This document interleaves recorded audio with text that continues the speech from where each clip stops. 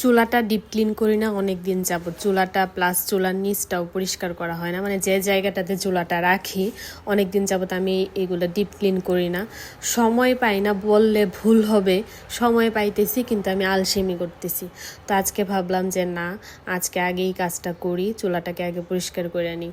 আমি যখন ভিডিও করতেছি তার আগে হচ্ছে নিচটা আর অনেক ময়লা ছিল, ওইগুলো আগে পরিষ্কার করে নিছি। এটা হচ্ছে ফিনিশিংটা যখন দিছি তখন থেকে ভিডিও স্টার্ট করছি। তো আশেপাশে মানে চুলার আশেপাশে যে জায়গাগুলো থাকে এগুলোও পরিষ্কার করলাম, কারণ অনেক তেল চিটচিটে হয়ে থাকে। এখন ওই জায়গাটা ভালো করে মুছে নিলাম, তারপরে এখন আর কি চুলাটা পরিষ্কার করতেছি।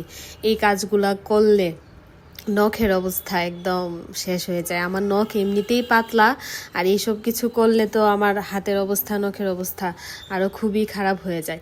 কিন্তু খারাপ হওয়ার পরেও এগুলো যখন ডিপ ক্লিন করি, করার পরে একটা যে স্যাটিসফ্যাকশান কাজ করে,